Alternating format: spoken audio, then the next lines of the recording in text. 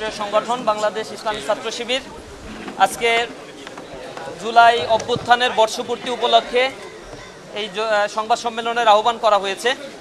আপনারা নিশ্চয়ই অবগত রয়েছেন, ফ্যাসিবাদ মুক্ত এই বাংলাদেশে মুক্ত পরিবেশে আমরা একটি বছর প্রায় অতিবাহিত করতে চলেছি। বাংলাদেশের বর্তমানে এই প্রেক্ষাপটে জুলাই আমাদের জন্য নতুন দিগন্তের উন্মোচন করেছে। এই উপস্থিতি, জুলাইয়ের বিভিন্ন সংগঠন, বিভিন্ন রাজনৈতিক দল মাসব্যাপী বিভিন্ন ধরনের কর্মসূচি তারা হাতে নিয়েছে। জুলাইয়ের এই নতুন বাংলাদেশকে তারুণ্যের সামনে উপস্থাপন করার জন্য বাংলাদেশ ইসলামী ছাত্র শিবির জরুরি এই সংবাদ সম্মেলন আহ্বান করেছে। আমরা জুলাইয়ের মাসব্যাপী কর্মসূচি ঘোষণা করার জন্য এ পর্যায়ে বাংলাদেশ ইসলামী ছাত্র শিবিরের মোহতারাম কেন্দ্রীয় সভাপতি জাহিদুল ইসলাম ভাইকে বিনীতভাবে অনুরোধ জানাচ্ছি। আসসালামু আলাইকুম রহমতুল্লাহ। জুলাই ছাত্র আন্দোলনের গণঅভ্যুত্থানের বর্ষপূর্তি উপলক্ষে ৩৬ দিন ব্যাপী কর্মসূচি ঘোষণা করেছে বাংলাদেশ ইসলামী ছাত্র শিবির। গতকালকে এই ঘোষণা করা হয়। আপনি চিন্তা করতে পারেন, মানে জুলাইয়ের ১ তারিখ থেকে মানে ৩৬শে জুলাই পর্যন্ত ৫ই আগস্ট, তো এই পর্যন্ত কর্মসূচি ঘোষণা করছে। ৩৬ দিন পর্যন্ত কর্মসূচি ঘোষণা করছে বাংলাদেশ ইসলামী ছাত্র শিবির। জামাতে ইসলামীও কিন্তু কর্মসূচি ঘোষণা করেছে ৮ই আগস্ট পর্যন্ত। তো প্রিয় দর্শক, বাংলাদেশে আরও কিছু ছাত্র সংগঠন আছে, তারা সব সময় শিবিরের বিরোধিতা করে, শিবিরের বিরুদ্ধে লেগে আছে। শিবির নাকি তাদেরকে ধর্ষণকারী এসে হ্যান ত্যান নাকি ট্যাগ লাগাচ্ছে, অপপ্রচার চালাচ্ছে।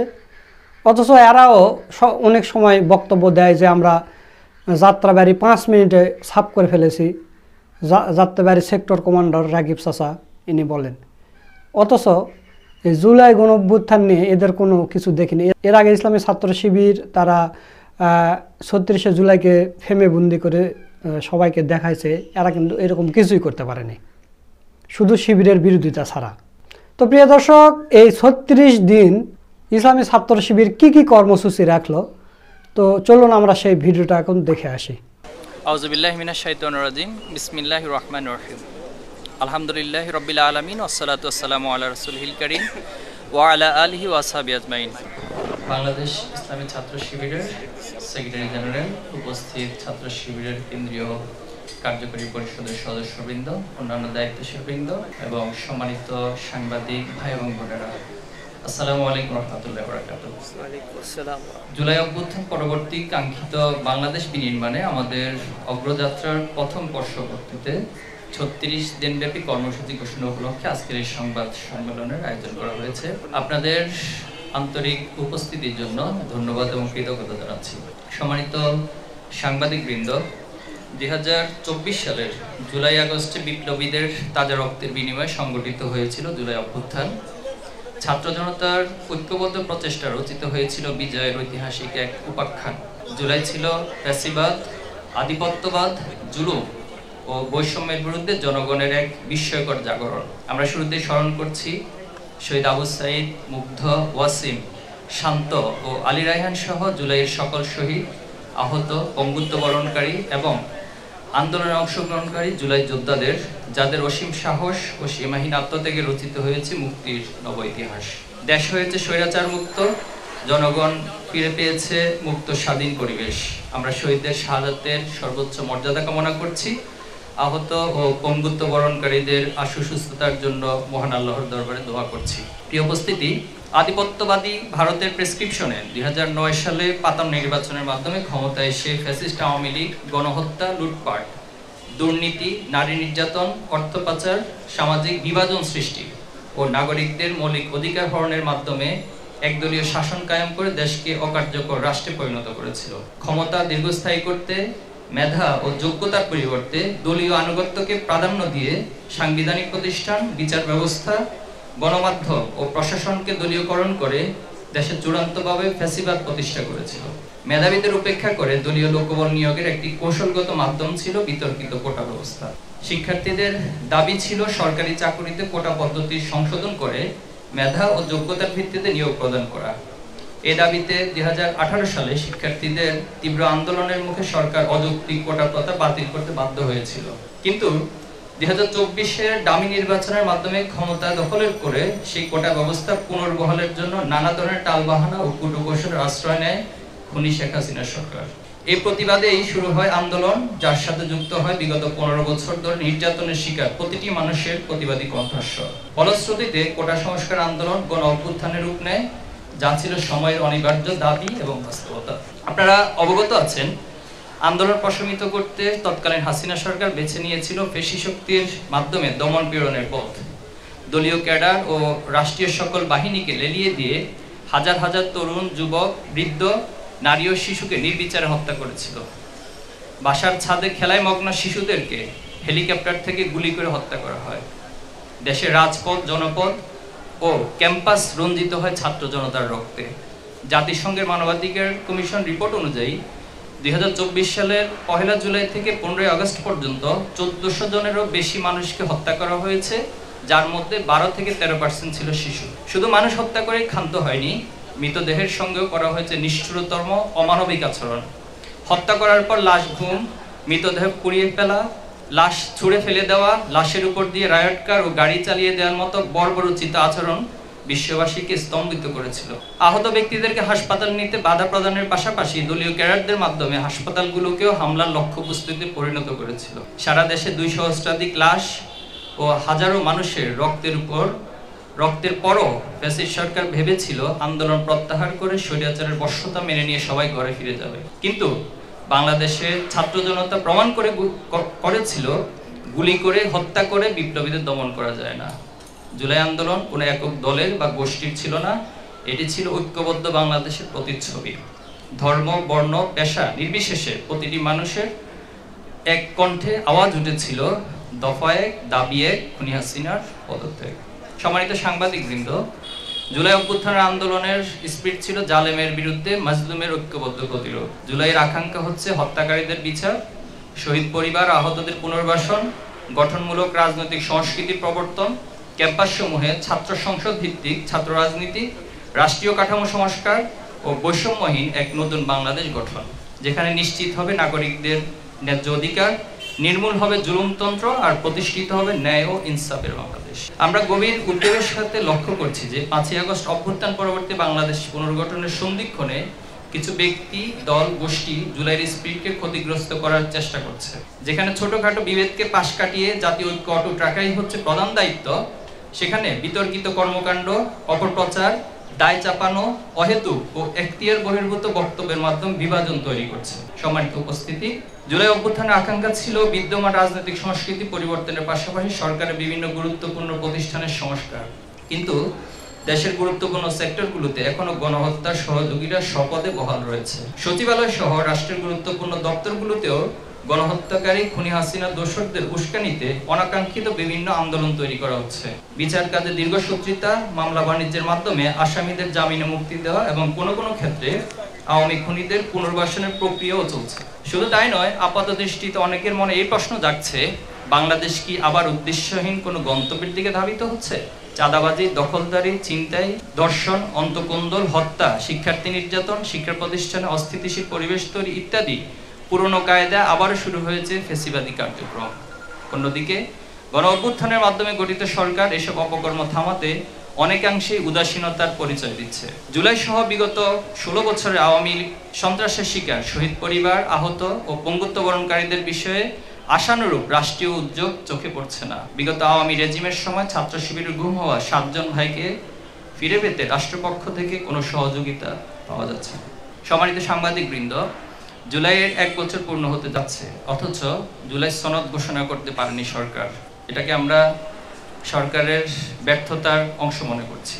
আমরা মনে করি সকল অপতৎপরতার ঊর্ধ্বে জুলাই অভ্যুত্থানকে বিজয় ও বিপ্লবে রূপান্তর করতে প্রয়োজন জুলাই ঘোষণাপত্র, যেখানে জুলাই আন্দোলনের শহীদ, আহত, পঙ্গুত্ব বরণকারী ও অংশগ্রহণকারী সকল পক্ষের স্বীকৃতি প্রদান করতে হবে। ফ্যাসিবাদী আমলে সংগঠিত পল্টন ট্রাজেডি, পিলখানা হত্যাকাণ্ড, শাপলা গণহত্যা, গুম, অবৈধ নির্বাচন সহ সকল অপরাধমূলক কর্মকাণ্ড তুলে ধরতে হবে।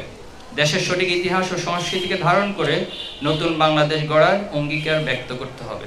সম্মানিত সাংবাদিকবৃন্দ, শহীদদের নিয়ে যখন বিভিন্ন মহল দলীয় কোনো ক্রেডিটের রাজনীতি করার চেষ্টা করছে, ঠিক তখনই জুলাই স্পিরিটকে ধরে রাখতে ছাত্র শিবির সর্বাত্মক প্রচেষ্টা চালিয়ে যাচ্ছে। 5ই আগস্ট পরবর্তী সময় থেকে আজ অবধি ছাত্র শিবির ধারাবাহিকভাবে জুলাই অভ্যুত্থানকে কেন্দ্র করে নানাবিধ অর্থবহ কর্মসূচি পালন করে আসছে। গায়েবানা জানাজা, কবর জিয়ারত, শহীদ পরিবারের খোঁজ খবর, সহযোগিতা, ঈদ ও বিভিন্ন দিবস উপলক্ষে শহীদ পরিবারের সাথে সৌজন্য সাক্ষাৎ, প্রেমে বন্দী 36শে জুলাই শীর্ষক আলোকচিত্র প্রদর্শনী, গণহত্যা বিচারের দাবিতে সপ্তাহব্যাপী আন্দোলন, জুলাই স্মৃতি লিখন প্রতিযোগিতা সহ ছাত্র শিবির ধারাবাহিকভাবে কর্মসূচি পালন করে যাচ্ছে।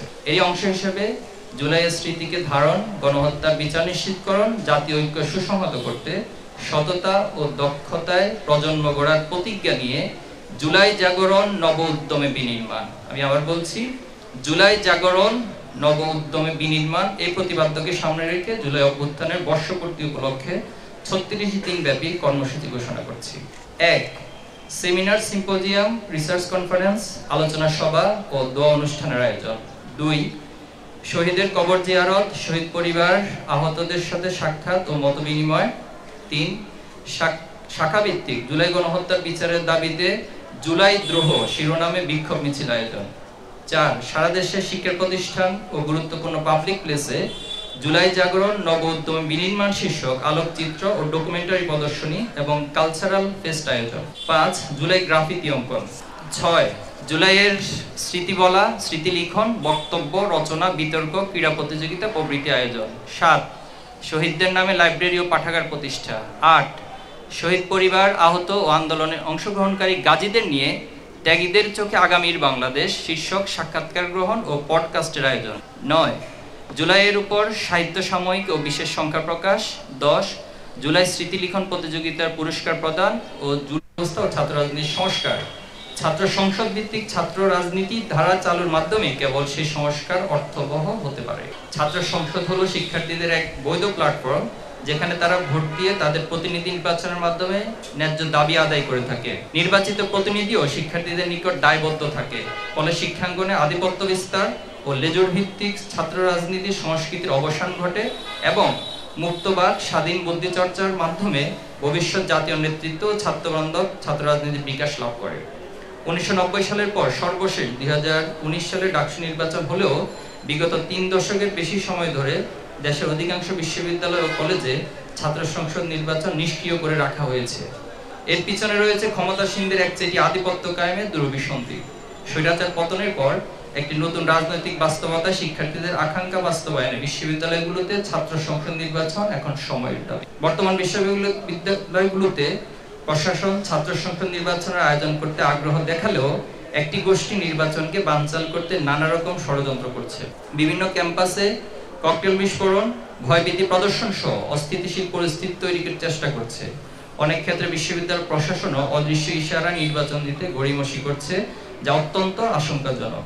আমরা স্পষ্ট ভাষায় বলতে চাই, ছাত্র সংসদ নির্বাচন বানচালের চেষ্টা ফ্যাসিবাদী আচরণের বহিঃপ্রকাশ, যা দেশপ্রেমিক সচেতন ছাত্র সমাজ কখনোই মেনে নেবে না। আমরা অতি দ্রুত সকল ক্যাম্পাসে ছাত্র সংসদ নির্বাচনের সুস্পষ্ট রোডম্যাপ ঘোষণা এবং তার আলোকে কার্যকর পদক্ষেপ গ্রহণের জন্য জোর দাবি জানাচ্ছি। সম্মানিত সাংবাদিকবৃন্দ, সম্প্রতি আমরা উদ্বেগের সাথে কিছু বিষয় লক্ষ্য করছি। দর্শনের মতো ঘটনা ইত্যনৈতিক ব্যাপারে পরিণত হয়েছে। 8 বছরের শিশু আসিয়া, গণ অভ্যুত্থানের শহীদ জসিমউদ্দিনের মেয়ে লামিয়া এবং গতকাল এক হিন্দু যুবতী ছাড়াও সারা দেশে বিভিন্ন স্থানে স্কুল, কলেজ পড়ুয়া শিক্ষার্থী, পরীক্ষার্থী, গৃহবধূ, গৃহকর্মী সহ অসংখ্য দর্শনের ঘটনা ঘটছে, যার অধিকাংশই ঘটছে বিভিন্ন রাজনৈতিক দলের ছত্রছায়া। পাশাপাশি 5ই আগস্ট পরবর্তী বিভিন্ন ক্যাম্পাসে পরিকল্পিতভাবে বিশৃঙ্খলা তৈরির অপচেষ্টা চালানো হচ্ছে। শিক্ষার্থীদের উপর হামলা, আধিপত্য বিস্তার এবং লাশের রাজনীতি ফিরিয়ে আনতে নানা রকম স্লোগান প্রতিনিধিত্বশীল।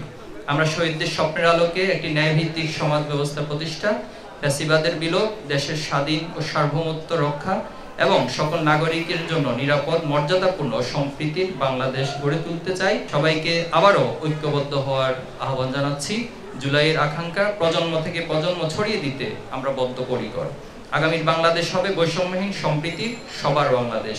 36 দিনব্যাপী এই কর্মসূচি পালনে ছাত্র শিবিরের জনশক্তি, শুভাকাঙ্ক্ষী ছাত্র সমাজ সহ দেশবাসীকে সহযোগিতা করার জন্য আমরা উদাত্ত আহ্বান জানাচ্ছি।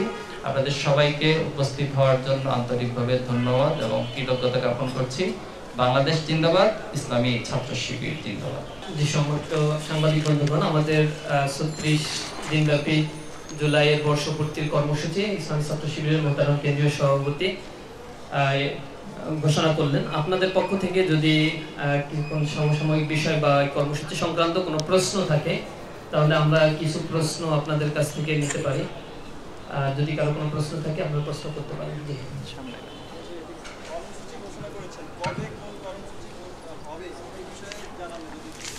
আচ্ছা, আমাদের সবগুলো কর্মসূচি 36 দিনব্যাপী ওপেন থাকবে এবং সারা দেশে আপনারা জানেন আমাদের কয়েক স্তরের সংগঠন রয়েছে, বিশ্ববিদ্যালয়, মহানগর, জেলা পর্যায়ে, এরপরে থানা পর্যায়ে, এরপর ইউনিয়ন পর্যায়ে। তো প্রত্যেক স্তরেই সবাই 36 দিনব্যাপী ধারাবাহিকভাবে তাদের সুবিধার আলোকে কর্মসূচিগুলো পালন করবে। সরকার এতদিন বারবার পিছিয়েছে, ব্যর্থ হয়েছে। আপনাদের পক্ষ থেকে বা অন্যদের পক্ষ থেকে আসলে সেরকম চাপ কিন্তু সরকার ছিল বলে মনে হয়নি জুলাই ঘোষণাপত্রটা আসলে। সেই ক্ষেত্রে সর্বশেষ যে এই জুলাই মাসটাকেই ধরা হয়েছে জুলাই ঘোষণাপত্রের সর্বশেষ ডেডলাইন, এটা যদি সরকার ব্যর্থ হয় তাহলে আপনারা তখন কী করবেন বা আপনাদের সর্বশেষ অবস্থান থাকবে?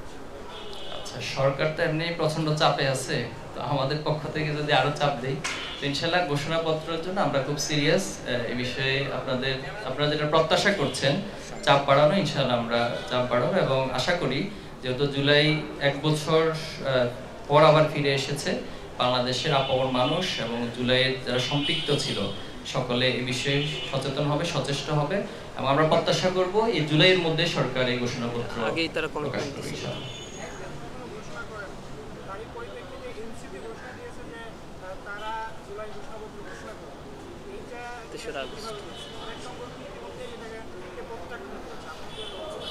দেখুন, আমার ব্যক্তিগত মতামত হচ্ছে কোনো দল এটি ঘোষণা করাটা যৌক্তিক হবে না।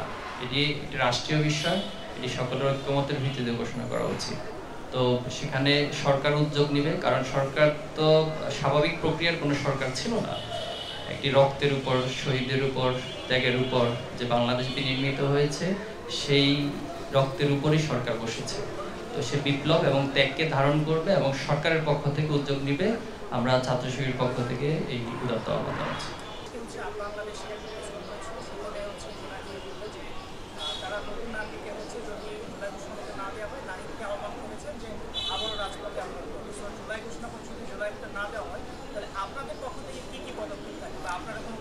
আমরা আমাদের দলীয় অংশ থেকে অবশ্যই আমরা দাবি উত্থাপন করছি এবং এই দাবিকে আরো জোরালো করব এবং সেটা আন্দোলনের রূপ নিব।